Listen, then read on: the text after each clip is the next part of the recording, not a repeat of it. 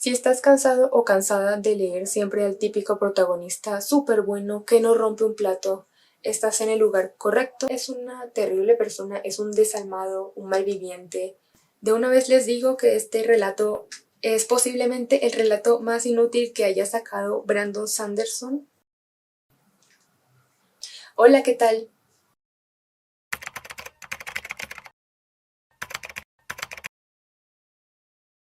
Bienvenidos de nuevo a mi canal. En el video de hoy les traje el wrap-up de enero y como pueden ver tengo varias lecturas que comentarles, así que pues sin más dilación, comencemos.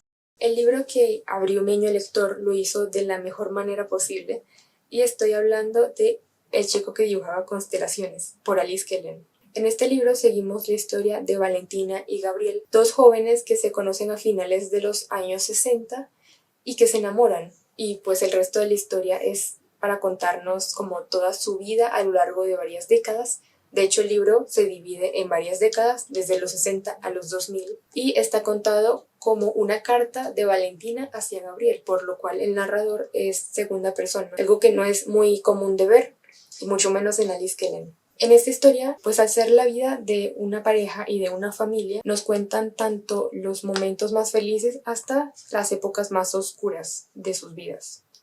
Y algo que me gusta mucho es que, aparte de ser uno de esos libros que te ablandan y te estrujan el corazoncito, me gusta que Valentina, al contar su historia, se intente poner en varias ocasiones en los zapatos de Gabriel, su pareja. Este libro se parece un poco al Instinto de Ashley Audrain, que es uno de mis libros favoritos, y se parecen en el sentido de que es una carta de una persona a otra contando pues como una reflexión de sus vidas juntos, pero pues este libro es mucho más light, mucho más bonito, mucho más fresa, digamos, que El Instinto, el cual es más oscuro. Pero creo que el hecho de que El Instinto sea uno de mis libros favoritos hizo que disfrutara mucho más este libro. Es un libro bastante corto, tiene 300 páginas, pero la letra es bastante grande y como pueden ver es un libro bastante pequeñito, así que si tienen bloqueo lector o si no conocen a esta autora, pueden comenzar con este libro. Yo nunca fui la más fan de las novelas cortas de la saga Escuadrón, pero sí soy muy fan de la saga en general, por lo cual no me iba a perder absolutamente nada. Este mes decidí leer la historia de Perpetua, la cual está ubicada en este libro que se llama Escuadrón Cielo, que es una compilación de varios relatos del Citoverso o de la saga Escuadrón. Tenemos aquí las 3 novelas cortas y un relato al final. En este caso les voy a hablar de Perpetua, la tercera y última novela corta de esta saga, que está ubicada entre Citónica y Desafiante. En esta historia seguimos a Jorgen Waits, que es este personaje de aquí. En esta historia él se va como a embarcar en una misión súper importante, pero también muy arriesgada, en la cual se va a descubrir a sí mismo y se va a conocer más a sí mismo y va a aprender cuándo debe empujar ciertos límites personales por el bien común. No les puedo decir mucho más porque es un gran spoiler de literalmente toda la saga, pero solo les puedo decir que en esta historia conocemos mucho más a Jorgen a profundidad y pues eso solo me hizo amarlo mucho más de lo que ya lo amaba. Es un gran personaje. No es una persona súper perfecta, para nada. De hecho es alguien que se rige mucho por las normas y en eso me puedo identificar bastante con él. Y pues es una historia que realmente disfruté. De las 3 novelas cortas, esta fue mi favorita. Y les voy a mostrar la portada de esta novela corta. Básicamente, esa es la portada.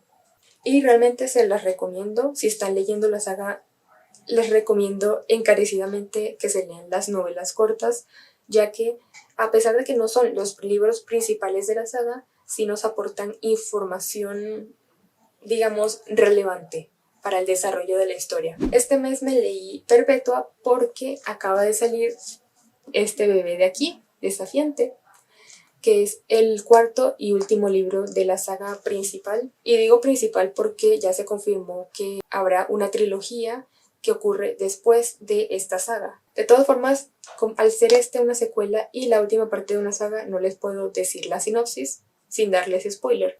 Pero solo les diré que no tenía muchas expectativas con este libro, lo cual me duele porque amo esta saga, pero la verdad es que siento que ha sido una saga que ha ido de más a menos y Citónica no fue precisamente mi santo grial, así que temía por el cierre de esta saga. Para fortuna de todos, o al menos mía, es un libro que cumplió con mis expectativas, porque aquí vemos elementos que hacen que Escuadrón, el primer libro, sea el gran libro que es. Y no solo los incluye, sino que los lleva a otro nivel. Aquí tenemos más romance, más acción, más momentos sorpresivos, más momentos de amistad, y la verdad es que me pareció un gran cierre para esta saga. A pesar de que no es mi libro favorito de la saga, porque ese sigue siendo el primero, la verdad. Escuadrón se llevó mi corazón totalmente. Si empezaron a leer la saga y se detuvieron en Citónica porque no los convenció, yo les recomiendo que retomen la saga y lean este libro porque aquí remonta. La saga se levanta con este libro y le da un buen final, por lo menos en mi opinión. A la siguiente autora la había leído con una trilogía durante la pandemia y fue una trilogía que disfruté muchísimo, por lo cual fue extraño que yo no tuviera muchas expectativas con este libro. Y les estoy hablando de Bios, por Anna K. Franco. En Bios seguimos a Annie, una profesora de arte que también aparece en la trilogía Rebelión.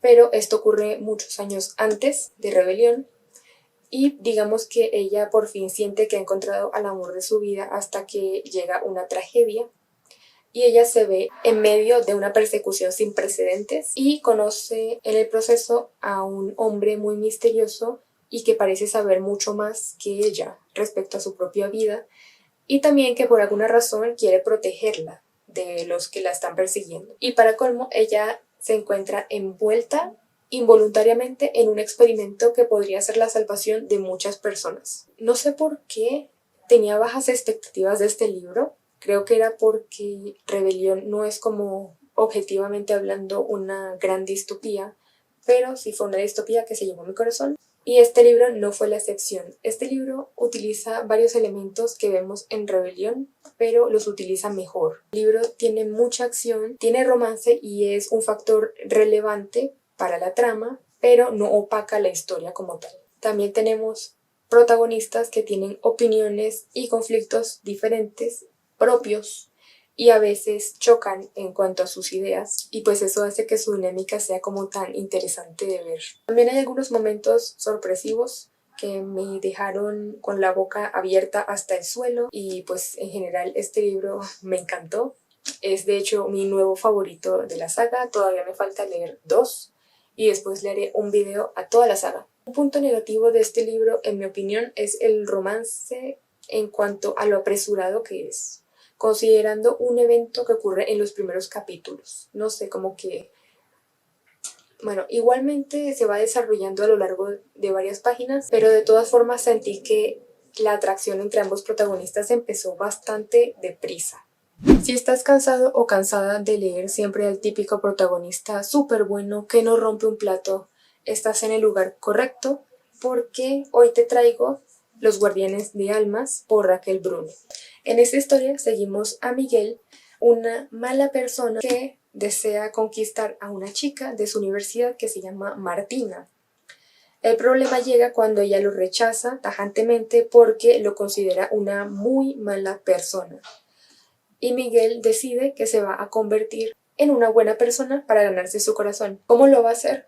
No tiene ni idea. Solo sabe que él no acepta un no por respuesta y siempre consigue lo que quiere. Por otro lado tenemos a esta chica llamada Inés, la cual está totalmente harta y cansada de ser invisible e irrelevante y decide que quiere tomar las riendas de su propia vida. A esto sumémosle una especie de retorcido juego de ángeles y demonios, literalmente hablando porque es una fantasía, que nos dará pie a una historia sobre el bien y el mal. ¿Qué está bien? ¿Qué está mal? ¿Existe realmente el bien o es solo una ilusión? Lo que más me gustó de esta historia son los personajes. Por un lado tenemos a Miguel, que si bien es una terrible persona, es un desalmado, un malviviente, podría decirse que hasta narcisista. En algún punto llegué a pensar incluso que era un psicópata porque no le importa a nadie y solo ve a las personas como un medio para un fin. Fue interesante seguir como su punto de vista y tener a alguien a quien odiar pero no odiar en el sentido de que quieres dejar el libro, sino que te parece interesante o intrigante de leer. Y por otro lado tenemos a Inés, con la cual yo me sentí súper identificada en su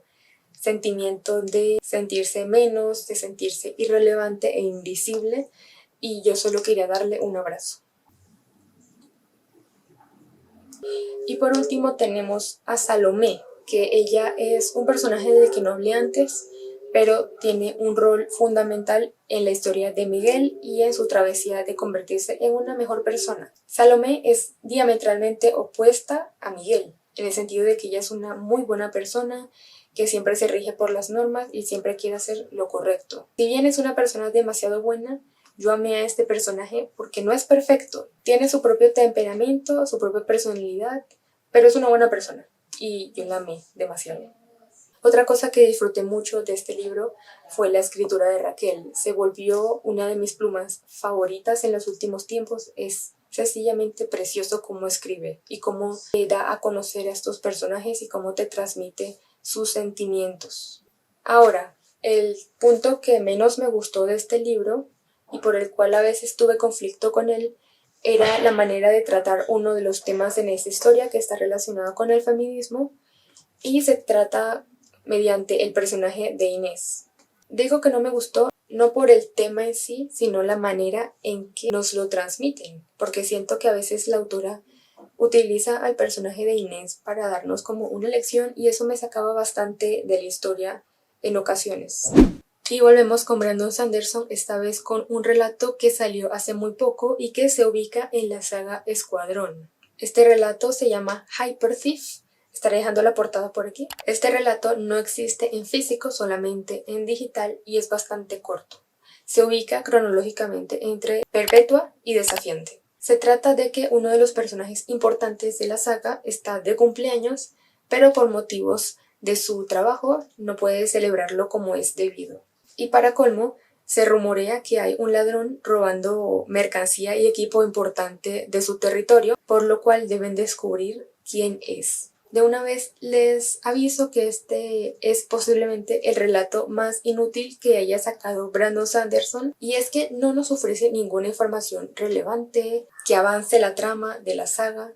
Simplemente es para los fans que terminaron de leer la saga y quieren leer algo más con estos personajes. El relato en sí es muy tierno, es muy bonito, pero nada más. No pasa nada si no se lo leen, no se pierden de nada importante. Sinceramente no se los recomiendo a menos que sean súper fans de los personajes.